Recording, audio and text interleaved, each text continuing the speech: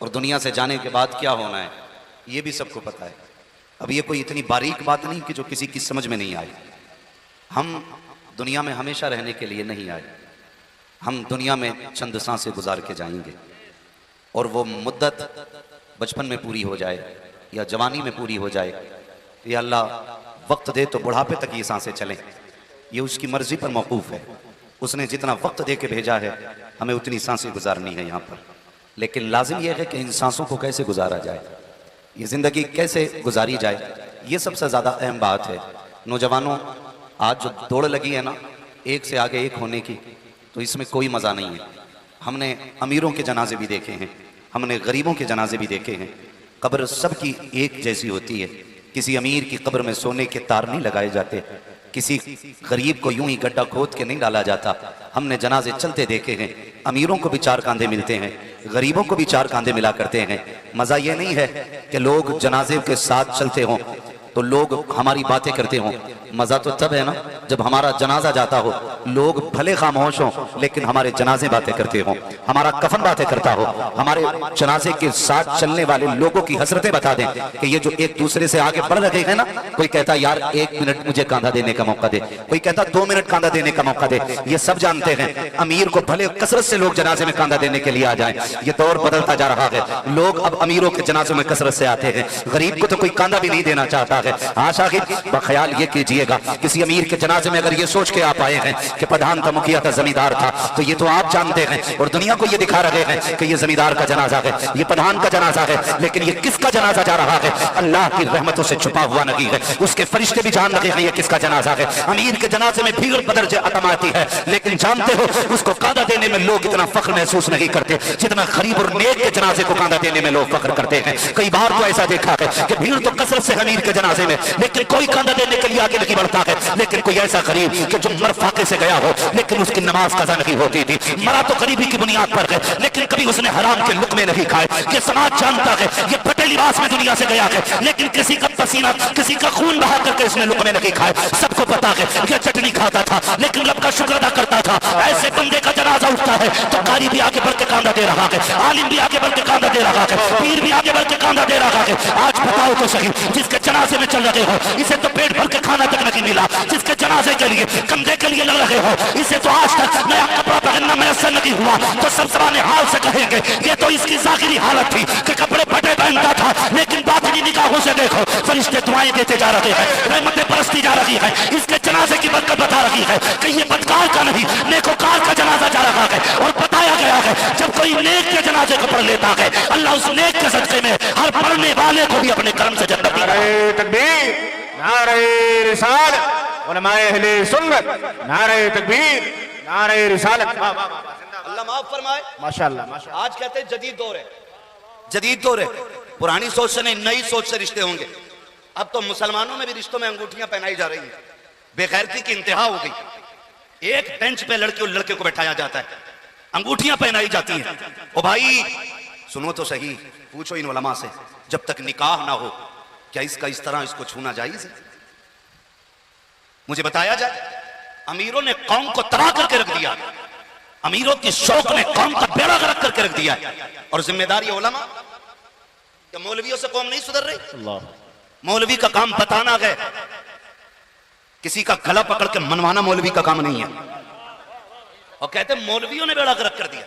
बेड़ा मौलवियों ने गर्क नहीं किया है, दिल के बबूले जल उठे सीने के दाग से, इस घर को आग लग गई घर के चिराग से, जरा सी दौलत क्या आ गई, बेटी को आम लोगों के सामने ला के बैठा दिया। क्या बात है कि रिश्ता हो रहा है, अंगूठी पहनाई जानी है, जब अंगूठी पहनाई जाती है चंद बेगैरत तालियां बजा देते हैं, रिश्ता पक्का हो गया है। और यार ये बेहयाई को दूर करो, हया वाले कैसे लोग थे, तुम रिश्ते में ला करके बेटियों को सबके सामने नंगा कर देते हो। हया वाले ऐसे ऐसे लोग हैं, कितने शादी के कार्ड आते हैं कि बेटियों का नाम तक उन कार्डों पे नहीं होता है। आप दुख्तारे नेक अख्तर लिखने के बाद बाप का नाम डाल दिया जाता है। पूछो कभी इन लोगों से तुमने कार्ड में बेटी का नाम क्यों नहीं डाला? क्या गैरत आती है हमारी बेटी का नाम गैर महरम की नजर में जाए? ये गैरत वाले बाप की गैरत को गवारा नहीं। वाह, जिंदाबाद, क्या बात है, वाह वाह वाह। मरना नहीं है, हमें मरना नहीं है, लाके खड़ा कर दिया, अंगूठी पहनाई जा रही है, इतना पतला कपड़ा टांगा जाता है तो उस पर्दे की आड़ से सब कुछ नजर आता है। हाँ, सांप छुपते भी नहीं, सामने आते भी नहीं, खूब पर्दा है कि चिलमन में छुपे बैठे हैं। भाई कौन सा तरीका है? ये मुसलमानों का तरीका है? नहीं, मुसलमानों का तरीका ये नहीं है, इस्लाम का तरीका ये नहीं है कि जिस तरह से टके भर की दौलत आ गई है तो शरीयत के कानून को पसे पुष्ट डाल दोगे। ओ भाई, है कोई जो ये कहे कि नहीं मुझे मरने के बाद अपनी मर्जी से जाना गाड़ी में लेट के, मैं पहले नहा लूंगा, मुझे गुस्ल नहीं करना मरने के बाद? है किसी में खसाबी? जब तुम रिश्तों के टाइम पे शरीयत को पमाल करते हो तो मुझे बताओ, कोई चाहेगा किसी मरने वाले का जनाजा कोई शराबी पढ़ाए? बोले जोर से, आएगा कोई? हर बंदा ये चाहता है कोई ऐसा शख्स खड़ा हो मुसल्ले पे आके कि कब्र में जाने से पहले उजालों का इंतजाम हो जाए। हर शख्स की यही ख्वाहिश होती है, यही मकसद भी होता है कि कब्र में जाने से पहले बख्शिश का इंतजाम हो जाए। अगर तू इतना निडर है, तुझे खौफ नहीं है अल्लाह का, तो फिर कह के मर के मेरी जनाजे की नमाज नहीं होनी है। मर कह के कि कोई मेरी जनाजे की नमाज मत पढ़ना, नहीं कह सकते ना, क्योंकि वहां फिर सबको औकात याद आ जाती है, सबको औकात याद आ जाती है। इस तरह रिश्ते करते हैं हम। मेरे भाई सोच तो सही, अल्लाह सलामत रखे इस घराने को जिसने बेटे की शादी पे हुजूर के नाम की महफिल सजाई है, और अल्लाह हमारी कौम के हर जवान को यह फिक्र अता करे कि वो अपने निकाह के मौके पे हुजूर की बातें करे। सुभान अल्लाह। ये हर नौजवान की फिक्र होनी चाहिए। और मैं तो ये सोचता हूँ ये भी एक किस्म का जिहाद है कारी साहब, ये भी एक किस्म का जिहाद है। जबकि दुनिया डांस के डीजे के आगे उसकी धाप पे कूद रही हो, हमारे नौजवान की नस ऑटोमेटिक फड़कने लग जाए डीजे की आवाज सुन के, ऐसे माहौल में निकाह के मौके पे हुजूर का जलसा, कितने लोग बातें करेंगे, कहेंगे एक ही टाइम आता निकाह का, उसमें भी तुमने जलसा कर लिया। आज तो कम से कम खुल के मौज हो जानी चाहिए थी। ओ भाई, निकाह एक बार होता है, फिर मौत भी तो एक ही बार आती है। निकाह तो फिर भी आप एक वक्त में शरीय एतबार से 4 कर सकते हैं, एक वक्त में 4 कर सकते हैं, या के बाद दीगरे तो आप सैकड़ों भी कर सकते हैं। एक वक्त में 4 बीवियों से ज्यादा नहीं रख सकते, लेकिन एक वक्त में 4 जमाना हो इस तरीके से सैकड़ों आप कर सकते हैं। लेकिन मरना एक बार है, मरना एक बार है। जरा समझो तो सही, गौर करो मेरे भाई, बुरा मानने की जरूरत नहीं है। हम ही में से कुछ लोग खड़े हो जाते कहते हैं छोड़ यार जलसा, डीजे बजा ले। इमाम साहब ने कई जगह पाबंदी लगाई कि अगर डीजे लाए तो 5000 का दंड पड़ेगा। ऐसे ऐसे बेगैरत 5000 पहले देके करे डीजे बजाने दो,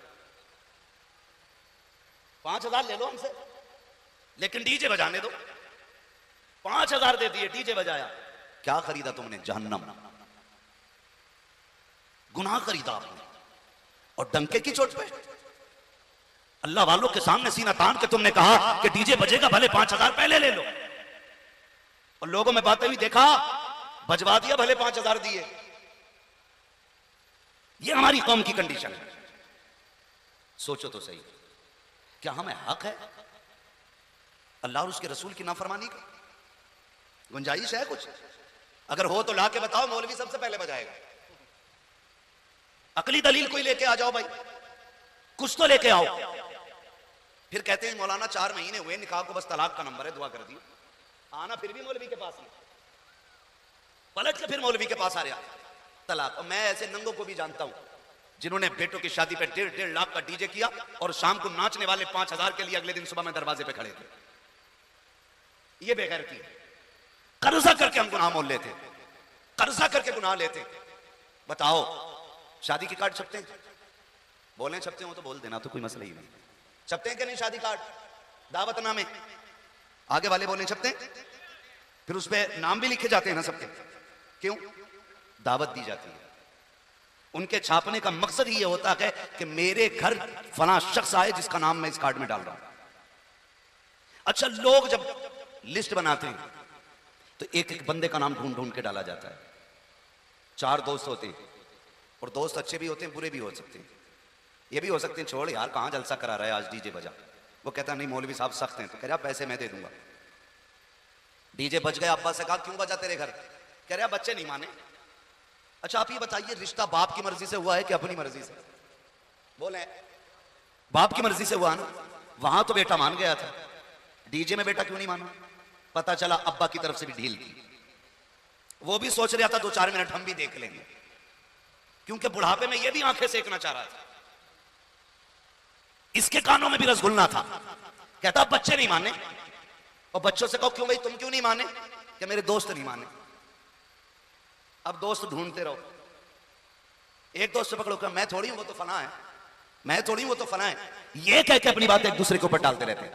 गौर से सुने आप, मुझे बताएं, जब लिस्ट बनती है मेहमानों की तो चंद घर के जिम्मेदार लोग बैठते हैं और उसके बाद एक कॉपी में पहले लिस्ट बनाई जाती है।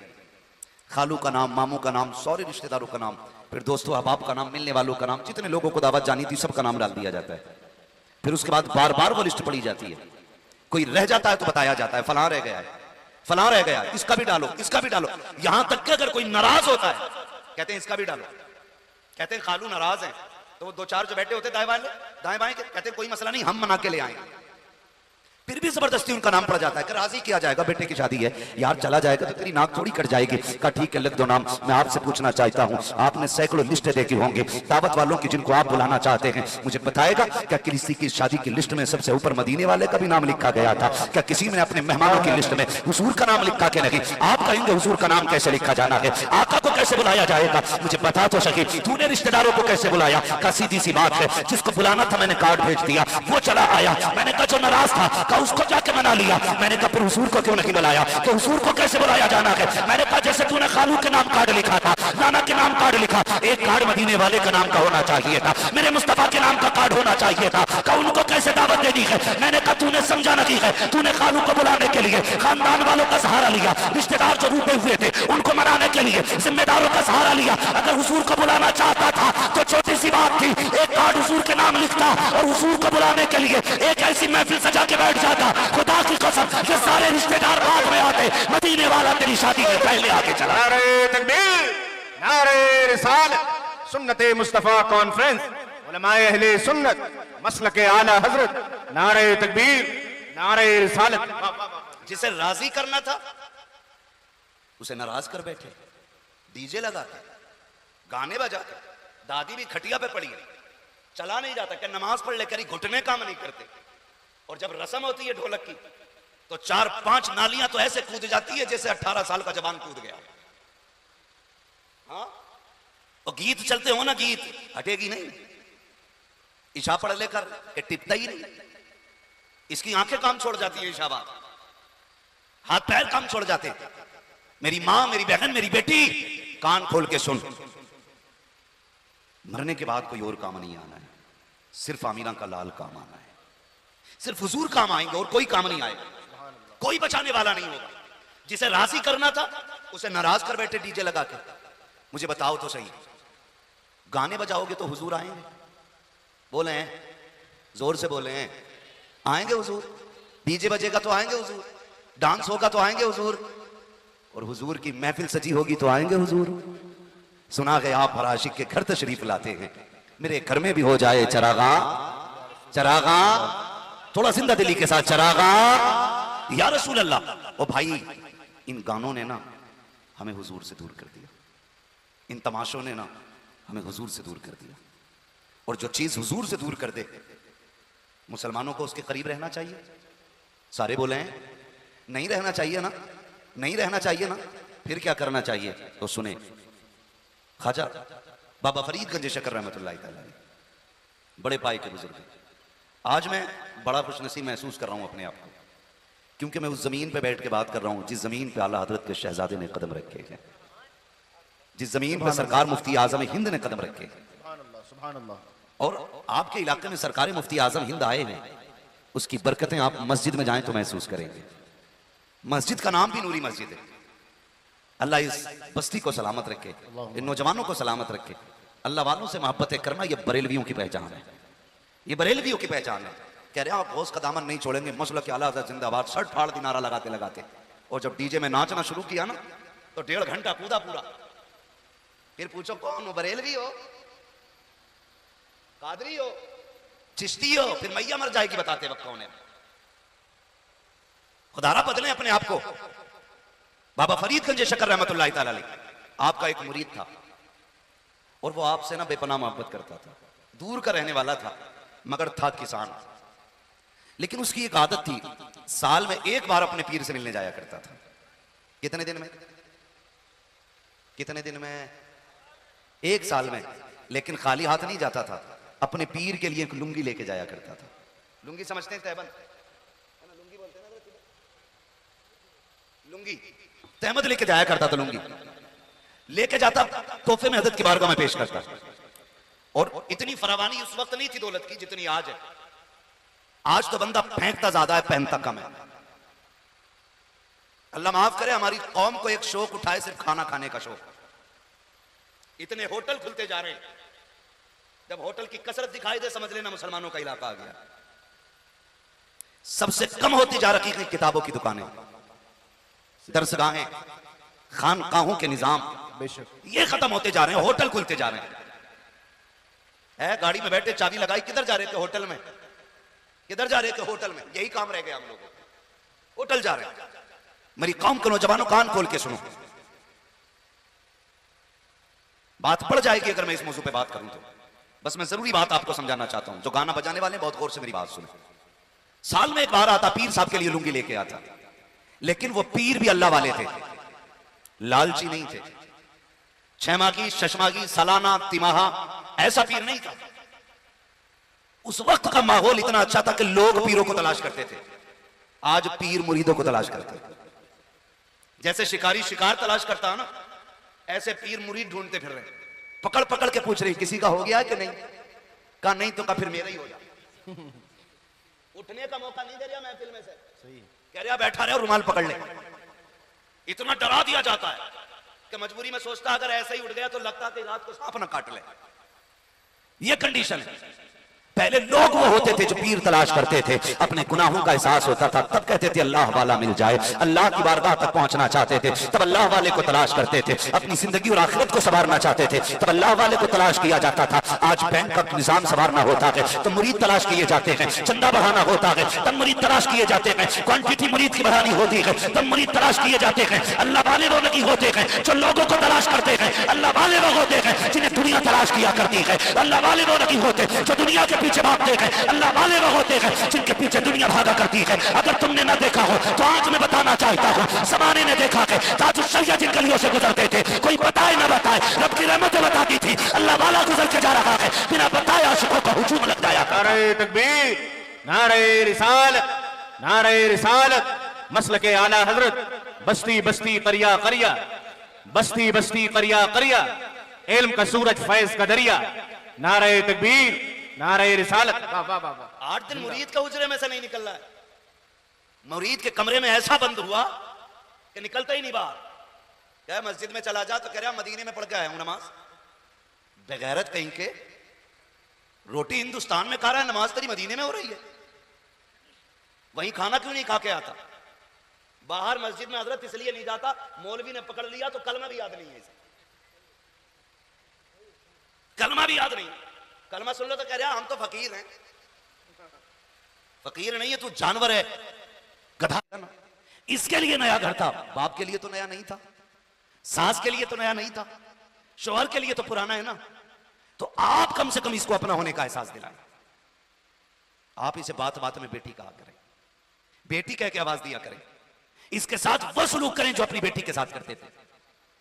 तेरी बेटी झाड़ू मार के लेट जाती है, वो कहती है अम्मी सर में दर्द है, तो तू खाना बनाने उठ जाती है। और बहू पूरे घर की सफाई करके खाना बना के लेट जाए, कहती बहू इतनी जल्दी लेट गई, अभी खाने के बर्तन नहीं धुले तूने।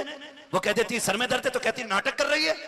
तेरी बेटी का दर्द दर्द होता है, पराई बेटी का दर्द दर्द नहीं, नाटक होता है। फिर कहते हो हमारे घर में झगड़े खत्म नहीं हो रहे। सीधी सी बात है साहिब, तुम दूसरों की बेटी को अपनी बेटी समझो, ये तुम्हें आके अपने माँ बाप की तरह समझने लग जाएगी।